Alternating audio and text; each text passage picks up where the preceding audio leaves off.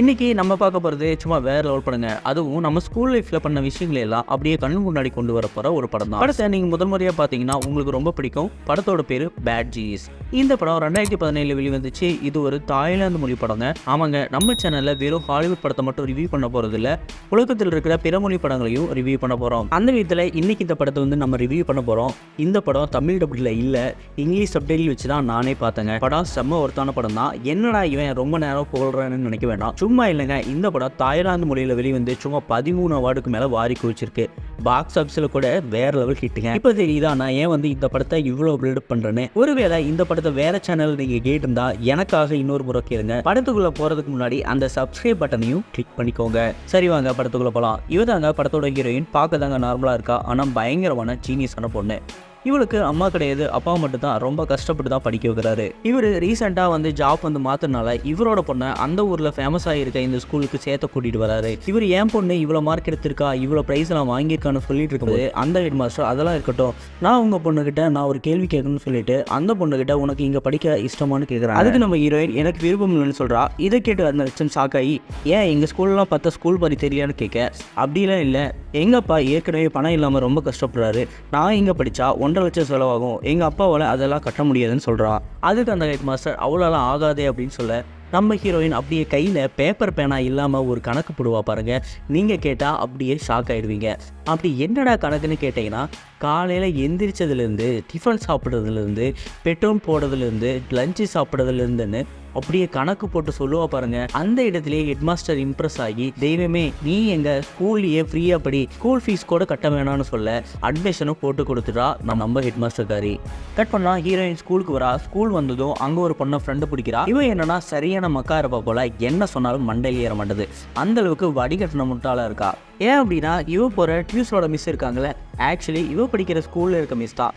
அந்த மிஸ் அடுத்த நாள் வரப்போகிற எக்ஸாமுக்கு கொஷின் பேப்பர்லாம் கொடுத்துருப்பாங்க. அந்த லூஸு கொஷின் பேப்பரை கொண்டு வந்து நம்ம ஹீரோயின்ட்ட காமிக்க, பார்த்ததும் ஆன்சர் சொல்லிடுறா நம்ம ஹீரோயின். இதை பார்த்து அந்த மக்கு ஃப்ரெண்டு எனக்கு ஒன்றுமே தெரியலன்னு சொல்ல நம்ம ஹீரோயின் அகைன் வந்து அந்த கொஸ்டின் பேப்பருக்கு உண்டான ஆன்சர் எல்லாத்தையும் சொல்கிறா. அப்போவும் அவளுக்கு சுத்தமாக புரியல. எக்ஸாமும் வந்துடுது. நம்ம ஹீரோயின் கொஸ்டின் பேப்பர் வாங்கி பார்க்குறா. நல்லா பார்க்கும்போது புரியுது, இதே கொஸ்டின் பேப்பர் தான் மக்கு ஃப்ரெண்டோட டியூஷன் டீச்சர்னு கொடுத்துருப்பாங்க. அப்போ நம்ம ஹீரோயின் மக்கு ஃப்ரெண்டுகிட்ட இதே கொஸ்டின் பேப்பர் தானே நீ காமிச்ச, உனக்கு ஒன்றும் தெரியலன்னு கேட்க, அவளும் எனக்கு ஒன்றும் தெரியலன்னு சொல்ல அந்த சத்தத்தை கேட்ட வாத்தியார் போர்டு அழிக்கிறத தூக்கி போட்டு எல்லாத்தையும் சீட் பண்ணா அவ்வளோதான்னு சொல்கிறாரு. இதை கேட்ட அந்த மக்கு ஃப்ரெண்ட் அழுவேன். அதை பார்த்து நம்ம ஹீரோயின் பாவப்பட்டு அவள் ஃபர்ஸ்ட் ஆன்சர்லாம் முடிச்சுட்டு ஆன்சர்லாம் அந்த எரேசரில் எழுதுவா. இப்போ அந்த எரேசரை பாஸ் பண்ணுறதாங்க ட்விஸ்டே. எரேசரை அவளோட ஷூவில் போட்டு பின்னாடி இருக்க மக்கு ஃப்ரெண்டுக்கு பாஸ் பண்ணுவோம் பாருங்க. நமக்கே பயமாக இருக்கும், அந்த அளவுக்கு எடுத்திருப்பாங்க.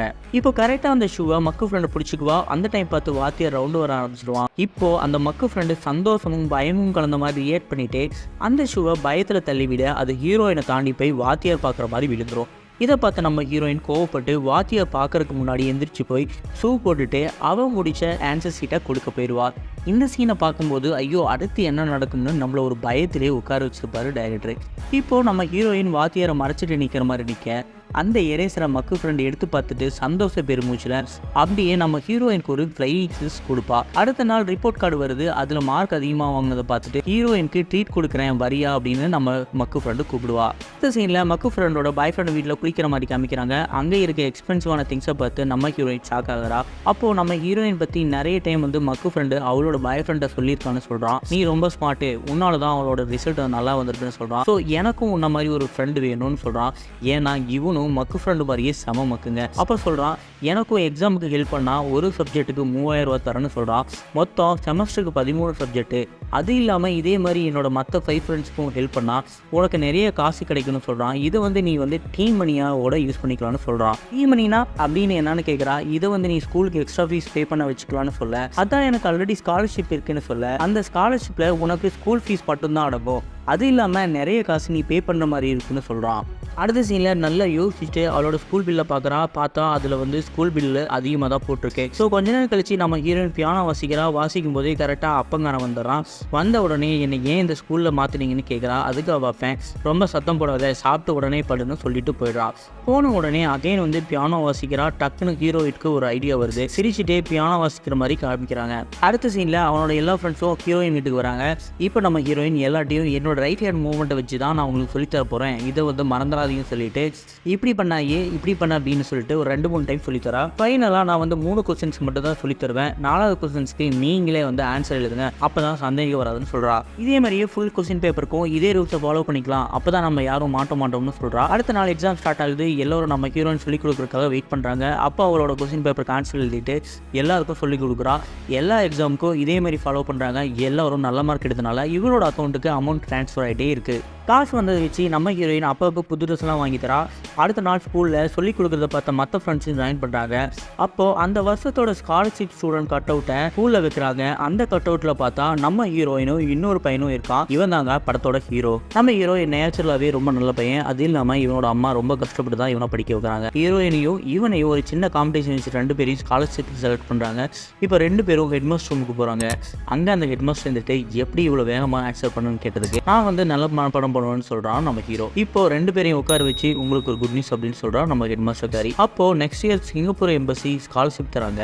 ஆனா அதுல ஒரு சிக்கல், யாரோ ஒருத்தங்களை தான் ஒவ்வொரு ஸ்கூல்ல இருந்தும் செலக்ட் பண்ணுவாங்க அப்படின்னு சொல்றா. இப்படியே கொஞ்ச நாள் கழியுது. எக்ஸாம் வர போற டைம்ல ஒருத்தன் வந்து நம்ம ஹீரோட்ட எனக்கு எக்ஸாமுக்கு ஹெல்ப் பண்ணா உனக்கு வந்து நான் 3000 தரேன்னு சொல்ல, எனக்கு அந்த பியானோ கூட வந்து புரியல, அதனால நீ எக்ஸாமுக்கு ஹெல்ப் பண்ணுன்னு கேட்கறான். அதுக்கு நம்ம ஹீரோ எப்பா சாமி என்ன ஆள விடுறா அப்படின்னு சொல்லிட்டு அந்த இடத்த விட்டு கிளம்பிடுறா. அடுத்த நாள் எக்ஸாமுக்கு நேரமா வந்துடுறான் நம்ம ஹீரோட்ட ஹெல்ப் கேட்ட பையன் ஹீரோயின் பக்கத்தில் உட்கார. எக்ஸாம் ஸ்டார்ட் ஆகுது. அப்பதான் ஹீரோ கொஸ்டின் பேப்பரை பார்த்துட்டு 40வது கொஸ்டினுக்கு எப்படி ஆன்சர் பண்றதுன்னு கேட்க, அப்பதான் அங்க இருக்க வாத்தியார் இப்போ 2 செட் ஆஃப் கொஸ்டின் பேப்பர் இருக்கு, அதை பேஸ் பண்ணி ஆன்சர் பண்ணுங்கன்னு சொல்றான். அப்போ எல்லாரும் ஷாக் ஆகுறாங்க, என்ன 2 செட் கொஸ்டின் பேப்பரா அப்படின்னு. இப்போ நம்ம ஹீரோ சீக்கிரமா எக்ஸாம் எழுதுறான். அப்படியே அவன்கிட்ட ஹெல்ப் கேட்ட பையன் ஹீரோயினை பார்த்து எழுத ட்ரை பண்றதையும் பார்க்கறான்.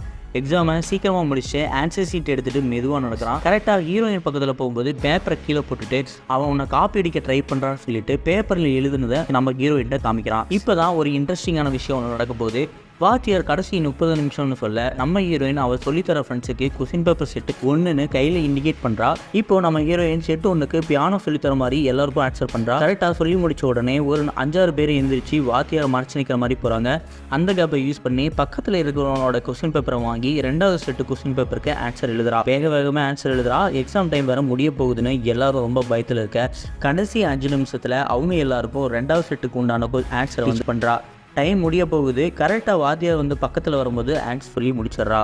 எல்லோரும் சந்தோஷத்தில் துள்ளுறாங்க. பட் ஹீரோயினோட பேப்பரை பக்கத்தில் இருந்த பையன் மாற்றி எடுத்துகிட்டு போயிட்ட நம்ம ஹீரோ காப்பி அடிச்சதை போய் ஹெட் மாஸ்டர்கிட்ட சொல்லிடுறா. இப்போ இவங்க 2 பேரையும் உள்ளே வச்சு செக் பண்ண அந்த இடத்துல ஹீரோயின் மாட்டிக்கிறா. எப்படின்னு கேட்குறீங்களா? இவருக்கு ஃபர்ஸ்ட் வந்தது செட் 2 கொஸ்டின் பேப்பர், பக்கத்தில் உட்காந்த பையனுக்கு வந்து செட் 2 1 கொஸ்டின் பேப்பர். சரின்னு சொல்லிட்டு 2 பேரையும் வெளியே போக சொல்லிட்டு ஸ்கிராப் சீட்டை செட் பண்ணுறா அந்த ஹெட் மாஸ்டர் காரி. அப்போ சடனாக ஹீரோயினை பார்த்து நீ மட்டும் உள்ளவா, எப்படி 2 செட்டு கொஸ்டின் பேப்பருக்கு உன்னோட ஸ்கிராப் சீட்டில் ஆன்சர் இருக்குன்னு கேட்க, இப்போ வசமாக நம்ம ஹீரோயின் கையும் களவாக மாட்டிக்கிறா. இப்போ ஸ்கூலில் ரெகுலராக தப்பு பண்ணால் பேரண்ட்ஸை வர சொல்லுவாங்கள்ல, அதே போல் ஹீரோயினோட அப்பாவை வர சொல்லுவான் நம்ம ஹெட் மாஸ்டர். அப்பா வந்துடுறாரு. ஏன் இப்படி பண்ணனு ஹெட் மாஸ்டர் நம்ம ஹீரோயின்ட்ட கேட்க, பணத்துக்காக தான் பண்ணா அப்படின்னு சொல்கிறான் நம்ம ஹீரோ. இதுக்காக உன்னோட ஸ்காலர்ஷிப் கேன்சல் பண்ணுறோம், இனிமேல் இந்த ஸ்காலர்ஷிப் நம்ம ஹீரோக்கு மட்டும் தான் சேரும்னு சொல்கிறா நம்ம ஹெட் மாஸ்டர் காரி. இப்போ வீட்டில் ஹீரோயினோட அப்பா அவளை கண்டுபிடித்திட்ட, நீ வாங்கின காசெல்லாம் அவங்களுக்கே ரிட்டர்ன் கொடுன்னு சொல்லிட்டு இவ புதுசாக வாங்கி தந்த ட்ரெஸ்ஸையும் கழட்டி போட்டுட்டு போயிடுறாரு. இந்த சீன்லாம் ஒரு பக்கம் போக இன்னொரு பக்கம் நான் எக்ஸ்பிளைன் பண்ணுறப்போ அப்பப்போ ஒரு சில என்கொயரி சீன்ஸ்லாம் வரும் பார்த்தீங்களா. இதெல்லாம் பார்க்கும்போது பின்னால் இவங்க ஏதோ பெரிய பிரச்சனைகள் மாட்டிக்கிறது போல காமிப்பாங்க. இப்போ பழைய கதைக்கு அகைன் வரலாம். கட் பண்ணா மக்கு ஃப்ரெண்டு நம்ம ஹீரோயினை ஒரு டீ கடைக்கு கூட்டிகிட்டு வரா. அங்கே அவள் ஹீரோயின்ட்ட பாய் ஃப்ரெண்டோட வீட்டில் நடந்த விஷயத்தை எக்ஸ்பிளைன் பண்ணுறா. அது என்னன்னா, பாய் ஃப்ரெண்ட் வீட்டில் அவனை படிக்க ஃபாரின் அனுப்ப போகிறாங்க, கூட என்னையும் போக சொல்கிறாங்க. ஆனால் போகிறதுக்கு முன்னாடி ஒரு என்ட்ரன்ஸ் எக்ஸாம் இருக்குது, அதுக்கு நீ தான் ஹெல்ப் பண்ணணும்னு ஹீரோயின்ட்ட ஒத்த காலில் நிற்கிறான் அந்த மக்கு ஃப்ரெண்ட். இவ்வளோ நடந்ததுக்கப்புறம் என்னால் இதை பண்ண முடியாதுன்னு கட் அண்ட் ரைட்டாக சொல்லிடுறா நம்ம ஹீரோயின். வேணாம் முடியாதுன்னு சொல்லிட்டு வந்த நம்ம ஹீரோயின் ஒரு இன்ஸ்டண்ட்டை பார்த்து மனசு மாறுது. இதை வந்து மக்கு ஃப்ரெண்டுகிட்டையும் அவளோட பாய் ஃப்ரெண்டுகிட்டையும் சொல்கிறா. அது என்னன்னா, இந்த எக்ஸாம் உலகத்தில் வெவ்வேறு இடத்துல வெவ்வேறு டைமில் நடக்கும். இந்த எக்ஸாமை ஃபஸ்ட்டு எழுத போகிறது ஆஸ்திரேலியாவில் இருக்க சிட்னி சென்டரில் 4 மணி நேரம் முன்னாடியே நடக்கும். இதே எக்ஸாம் தாய்லாந்தில் எழுதுனா 4 மணி நேரம் அப்புறம் தான் நடக்கும்னு சொல்கிறா நம்ம ஹீரோயின். இப்போ நான் போய் ஆஸ்திரேலியாவில் ஃபர்ஸ்ட் எழுதிட்டு உங்களுக்கு ஆன்சர் அனுப்பிடுவேன் அப்படின்னு சொல்கிறா நம்ம ஹீரோயின். அதுக்கு மக்கு ஃப்ரெண்டோட பாய் ஃப்ரெண்ட் எப்படி வந்து ஆன்சர் அனுப்புவா அப்படின்னு கேட்க நம்ம ஹீரோயின் எக்ஸாமுக்கு இடையில ஒரு இன்டர்வியூ இருக்கும், அப்போ நான் எழுதின வரைக்கும் மனப்பாடம் பண்ணி உங்களுக்கு அனுப்பிடுவேன்னு சொல்கிறா. அதெல்லாம் கேட்ட மக்கு ஃப்ரெண்டோட பாய் ஃப்ரெண்ட் எங்களுக்கு அவ்வளோ நம்பர் எப்படி மனப்பாடம் பண்ணுறது, எங்களால் அவ்வளோலாம் மனப்பாடம் பண்ண முடியாதுன்னு சொல்ல அதுக்கு நம்ம ஹீரோயின் வந்துட்டு எனக்கு ஒரு ஐடியா இருக்குது, அது என்னன்னா நாம் கொண்டு போகிற பென்சிலில் பார்கோடு இருக்கும் இல்லையா, அதை வச்சு தான். இதுக்கு முன்னாடி நம்ம ஹீரோயின் பியானோ மூவ்மெண்ட் வச்சு சொல்லி கொடுத்துருப்பா, இப்போ இந்த பென்சில் இருக்க பார்கோடு வச்சு எப்பா எப்படிலாம் பிட் அடிக்கிறாங்க பாருங்க. அது எப்படின்னு மக்கு ஃப்ரெண்டு கேட்க நம்ம ஹீரோயின் பென்சிலில் இருக்க பார்கோடில் ரொம்ப தடிமனாக இருக்கிறது ஏ, அதை விட கம்மியாக இருந்தா பி, அதை விட கம்மியாக இருந்தா சி, ரொம்பவே ஒளியாக இருந்தா டின்னு சொல்லிட்டு இப்போ நான் அனுப்புகிற ஆன்சர்ஸ்லாம் நீங்கள் லேபிள் ஒன்று பிரிண்ட் பண்ணி பார்கோடு மாதிரி ஒட்டிக்கோங்க. ஸோ அந்த பென்சிலை வச்சு நம்மளை யாரும் கண்டுபிடிக்க முடியாதுன்னு சொல்கிறேன். ஸோ அந்த பென்சிலை பிரிண்ட் பண்ணி எடுத்துகிட்டு போனால் ஈஸியாக எக்ஸாம் எழுதிடலாம்னு சொல்கிறேன். இதுவரை நான் அனுப்புகிற ஆன்சர்ஸ்லாம் சூஸ் த பெஸ்ட் ஆன்சர் மாதிரி இருக்கும், அதாவது ஏபிசிடின்னு இருக்கும். ஆனால் அதுக்கப்புறம் வர்றது எஸ்ஏ செக்ஷன், அதுக்கு நான் என்ன வருதுன்னு சொல்லிடுவேன், நீங்கள் அதை படிச்சுட்டு போய் எழுதிடணும்னு சொல்கிறான் நம்ம ஹீரோயின். இதுக்கு உன்னால் எவ்வளோ கிளைண்ட்டை சேர்க்க முடியுமோ சேரு, வரதில் உனக்கு ஒரு பங்கு தரேன்னு சொல்கிறான் நம்ம ஹீரோயின். இதில் என்ன சிக்கல்னா ஃபர்ஸ்ட் ஹாஃப்க்கு நான் மெமரைஸ் பண்ணி நான் அனுப்பிடுவேன், செகண்ட் ஹாஃப்க்கு என்ன மாதிரியே இன்னொருத்த வேணும்னு கேட்குறா. அவன் வேற யாரும் இல்லை நம்ம ஹீரோவை தான் சொல்கிறான். ஏன்னா அவங்க எழுதுறது ஒரு இன்டர்நேஷ்னல் எக்ஸாம், அது இல்லாமல் என்னாலேயே இவ்வளவும் பண்ண முடியாது, ஸோ அவனையும் சேர்த்துக்கிட்டா நல்லா இருக்குன்னு சொல்கிறான் நம்ம ஹீரோயின். பட் இந்த பிளானை அவன் ஒத்துக்கிட்டா அவனுக்கு ஒரு பங்கு கொடுத்துடலாம், ஆனால் அவன் ஒத்து பண்ண தெரியலன்னு சொல்கிறா. இப்போ நான் அடுத்த சீனில் நம்ம ஹீரோவை காமிக்கிறாங்க. இவங்க குடும்பம் என்ன பண்ணுறாங்கன்னா துணியை துவைச்சி காய வச்சு அவங்க கிளைண்ட்ஸ் கிட்ட அவங்களோட துணிகளை கொண்டு போய் சேர்க்கணும். இப்படி பண்ணிட்டு இருக்கும்போது ஹீரோ அவனோட கிளைண்ட்ஸ் வீட்டுக்கு துணியை எடுத்துட்டு போகும்போது அங்கே 2 ரவுடி வந்து நம்ம ஹீரோவை செம்மையா அடிச்சுட்டு கொண்டு போய் அவங்க ஊரில் இருக்க பெரிய குப்பை கடங்களை போட்டுறாங்க. அடுத்த சீனில் எல்லாரும் உட்காந்து எப்படி வந்து கிளைண்ட்டை சேர்க்கறது அப்படின்னு பேசிட்டு இருக்காங்க. அப்போ நம்ம மக்கு ஃப்ரெண்டோட பாய் ஃப்ரெண்ட் சொல்கிறான், நம்ம என்ன பண்ணாலும் நம்ம ஹீரோக்கு தெரியக்கூடாதுன்னு சொல்ல. அப்போ தான் நம்ம ஹீரோயின்ட்ட கொஸ்டின் பேப்பரை மாற்றினான் இல்லையா, அவன் சொல்கிறான் அவன் நேற்று 2 ரவுடி அடிச்சதுனால ஹாஸ்பிட்டலில் அட்மிட் ஆயிருக்கான்னு சொல்கிறான். நம்ம ஹீரோயின் பாவப்பட்டு ஒரு 2-3 நாள் கழிச்சு நம்ம ஹீரோவை போய் நலம் விசாரிக்க போகிறா. அப்போ உன்னால் எக்ஸாம் எழுத முடியாமல் போனதுக்கு என்னோட சாரின்னு சொல்லிட்டு, உனக்கு நிறைய காசு சம்பாதிக்கணும்னு ஆசை இருந்தால் உனக்கு ஒரு பெட்டர் ஆஃபர் இருக்குன்னு சொல்லிட்டு இந்த அட்ரஸுக்கு வான்னு சொல்லிட்டு ஒரு கார்டை கொடுத்துட்டு போயிடுறா நம்ம ஹீரோயின். இப்போ நம்ம ஹீரோவும் அவ கொடுத்த அட்ரஸுக்கு போக இப்போ நம்ம ஹீரோயின் அவங்க போட்ட A to Z பிளான வரிசையை எக்ஸ்பிளைன் பண்ணுறா. அதுக்கு நம்ம ஹீரோ இதில் எனக்கு எவ்வளோ ஷேர்னு கேட்குறான். அதுக்கு நம்ம ஹீரோயின் உனக்கு 10 லட்சம் எனக்கு 20 லட்சம் சொன்ன உடனே ரொம்ப ஷாக் ஆகி உட்கார. இப்போ இவங்க 4 பேரும் சேர்ந்து அவங்க போட்ட பிளானை ப்ராக்டிக்கலாக செஞ்சு பார்த்தாங்க. அப்போ தான் அந்த இன்டர்நேஷ்னல் எக்ஸாமை ஈஸியாக செய்ய முடியும் அப்படிங்கிறதால. பட் இதில் என்ன ஒரு ட்விஸ்ட்னா, இவங்க ஒரு வேளை மாட்டிக்கிட்டா எப்படி வந்து ஆன்சர் பண்ணணுங்கிறது கூட ரிஹர்சல் பண்ணுவாங்க. நான் ஆல்ரெடி சொன்னேன் இல்லையா, அப்போ இவங்க மாட்டிக்கிட்டு பேசுறது போல பேசுகிறாங்கன்னு. இது எல்லாமே இவங்க அங்கே ரிஹர்சல் பார்த்தது தான். பட் ரிஹர்சல் பார்க்கும்போது மக்கு ஃப்ரெண்டோட பாய் ஃப்ரெண்ட் ஒரு விஷயத்தை சொல்லி மாட்டிக்குவோம். அது என்னன்னா நம்ம ஹீரோவை அடிச்சு குப்பமேட்டில் போட்டதை தெரியாமல் வாய் தவறி சொல்லிட இவங்க வேணும்னே என்னை வந்து ஸ்காலர்ஷிப் எழுத விடலைன்னு சொல்லி கோவப்பட்டு அவ கூட ரொம்ப நேரமாக சண்டை போட்டுட்ருக்கான்.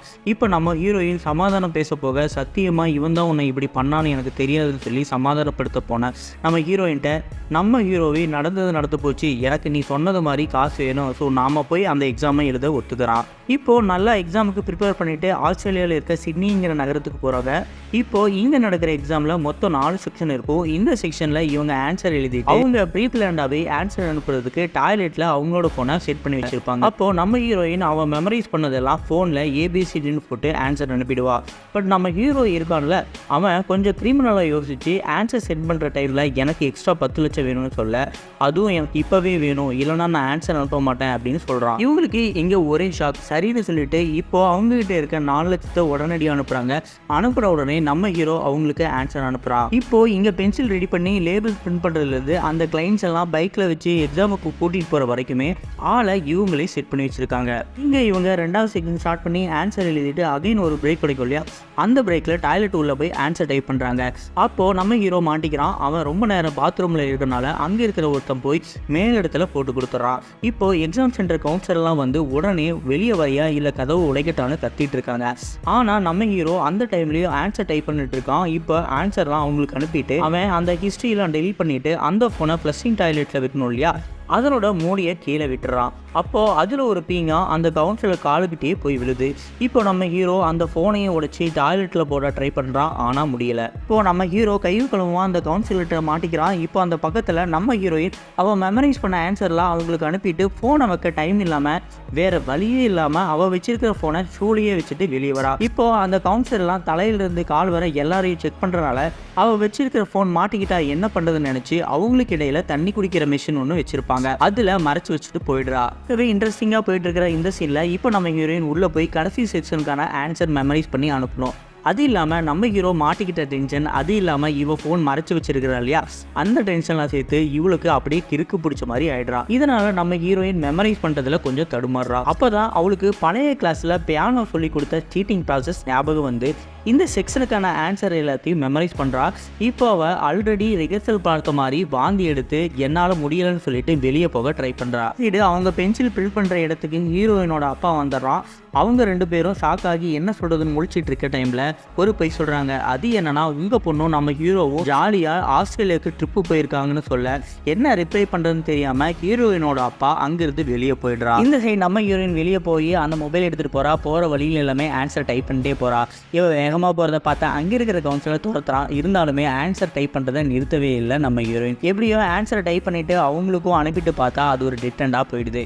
இப்போது நம்ம ஹீரோயினுக்கு ஒரு அருமையான ஐடியா வருது. அது என்னன்னா, அங்கே இருக்க ஃபுட் மிஷனுக்கு போய் காசு போட்டு 2-3 ஸ்நாக்ஸ் பாக்கெட் எடுத்து வாயில போட்டு கொதக்குறா. அந்த டைம்ல அவ வச்சிருக்கிற மொபைல் எடுத்து பக்கத்துல இருக்க பொண்ணோட பேக்லயும் போட்டுறா. இப்போ கவுன்சிலர் பக்கத்துல வரும்போது வேணும்னே வாமிட் எடுக்கிற மாதிரி பண்றா. இப்போ கவுன்சிலர் கேட்க, எனக்கு உடம்பு சரியில்லை, சீக்கிரமா வீட்டுக்கு போகணும், அதான் வெளியே வந்தேன்னு போய் சொல்றா. அது என்ன ஒரு சிக்கல்னா, கிளாஸ் ரூம்ல வாமிட் எடுத்து வெளியே வந்தனால அந்த வாமிட் ஆன்சர் பேப்பர்ல இருந்தனால அவனால அந்த எக்ஸாமை பாஸ் பண்ண முடியாம போயிடுது. இங்க இந்த ஆன்சர்ஸ்லாம் வந்ததுமே அவங்க அந்த பென்சில் எல்லாத்துக்கும் டக்கு டக்குன்னு லேபிள பிரிண்ட் பண்ணி ஒட்டுறாங்க. ஒட்டிட்டு எல்லாரும் அவங்கவுங்க பைக்ல ஏறி எக்ஸாம் எழுத போயிடுறாங்க. இப்போ இவங்க 2 பேரும் அவங்கள வெல்கம் பண்ண ஏர்போர்ட் போறாங்க. அங்க ஹீரோயின் மட்டும் தனியா வரா. இவன் அங்க நடந்ததெல்லாம் A to Z தெளிவா சொல்ல, அது இல்லாம அங்க ஹீரோவை மட்டும் தான் மாட்டிக்கிட்டான். அவனால இனி அந்த எக்ஸாமை பர்டிகுலரா எழுத முடியாதுன்னு சொல்லிட்டு அவங்க அப்பாவுக்காக வெயிட் பண்றா. அப்பா வந்ததுமே அப்பாட்ட எல்லாமே சொல்லி அழுகுறா. இந்த சைடு நம்ம ஹீரோயினால பாஸ் பண்ணவங்க எல்லாம் சந்தோஷத்துல துள்ளுறாங்க. ஏன்னா எல்லாருமே சொல்லி வச்சாப்புல பாஸ் ஆயிடுறாங்க. இப்போ நம்ம ஹீரோயின் அதில் வந்து ஒரு பணத்தையும் வாங்கல, எனக்கு அந்த பணமே வேண்டாம்னு சொல்லிடுறா. ஆனால் அவங்க வற்புறுத்தி சொல்லி நம்ம ஹீரோ காசெல்லாம் வாங்கிட்டு போயிட்டா, நீ ஏன் வாங்க மாட்டேன்னு சொல்லி திட்டுறாங்க. இப்போ இந்த விஷயம்லாம் ஸ்கூலுக்கு தெரிஞ்சு போக 2 பேரையும் ஸ்கூல்ல இருந்து சஸ்பெண்ட் பண்றாங்க. இப்போ எனக்கு எதுவும் வேண்டாம் அப்படின்னு சொல்லிட்டு சாதாரண ஸ்கூல் டீச்சர் வேலைக்கு அப்ளை பண்றா நம்ம ஹீரோயின். இதுலயே தெரியுது நம்ம ஹீரோயின் தெரிந்துட்டது போல காமிக்கிறாங்க. இது நம்ம ஹீரோவும் அந்த இன்வெஸ்டிகேஷன்ல இருந்து தப்பிச்சு வந்துடுறான். வந்த உடனே ஹீரோயினுக்கு ஒரு மெசேஜ் போட்டு வீட்டுக்கு வர சொல்கிறான். சரின்னு சொல்லிட்டு நம்ம ஹீரோயினும் அவனோட வீட்டுக்கு போகிறா. இன்னவன் ஹீரோயின்கிட்ட பேசுகிற விதமே வேறு மாதிரி இருக்குது. அது ஏன்னா இவ்வளவு நாள் ரொம்ப நல்லவனாக இருந்த நம்ம ஹீரோ காசை பார்த்த உடனே ரொம்ப கெட்டவனாக மாறும். எப்படின்னா, இப்போது நம்ம ஹீரோயின்கிட்ட இதே மாதிரி நிறைய எக்ஸாம்ஸ் இருக்குது, இதே மாதிரி நம்ம சீட் பண்ணால் நாம் இன்னும் நிறைய காசு சம்பாதிக்கலாம் அப்படின்னு சொல்ல, அதுக்கு நம்ம ஹீரோயின் அதெல்லாம் முடியாது, நான் ஒத்துக்க மாட்டேன் அப்படின்னு சொல்கிறா. ஆனால் நம்ம ஹீரோ அதை விடுறதில்ல. நீ ஒத்துக்கலைன்னா நாம ஹெல்ப் பண்ண எல்லா ஸ்டூடெண்ட்டையும் போலீஸ்ட்டை போட்டு கொடுத்துருவேன்னு சொல்கிறான். அப்போவும் நம்ம ஹீரோயின் மசியாமல் நீ பண்ணுறதை பண்ணிக்கோன்னு சொல்லிட்டு போயிடுறா. ஆனால் அந்த தப்பை பண்ணிவிட்டு இவளால் சும்மா உட்கார முடியாமல் அதனால் இவ அப்பாவை கூட்டிகிட்டு போலீஸ் ஸ்டேஷனுக்கு போய் உண்மையை சொல்லிடுறான்னு போயிடுறா. இதோட படத்தை முடிச்சிடறாங்க. இதில் இருந்து என்ன தெரியுதுன்னா, என்னதான் ஜீனியஸாக இருந்தாலுமே நல்ல விஷயத்துக்கு யூஸ் பண்ணால் நல்ல சக்ஸஸாக இருந்துக்கலாம். ஆனால் கெட்ட விஷயத்துக்கு யூஸ் பண்ணால் இப்படி தான் நடக்குங்கிறத ஒரு அருமையான படமாக தாய்லாந்து எடுத்ததை நாம் பாராட்டியே ஆகணும். என்ன ஃப்ரெண்ட்ஸ், எப்படியும் இந்த படம் உங்களுக்கு பிடிச்சிருக்கும்னு நினைக்கிறேன். பிடிச்சிருந்தா லைக் கமெண்ட் போட்டு சந்தோஷமாக ஒரு சப்ஸ்கிரைப் பண்ணிட்டு போங்க. நன்றி, வணக்கம்.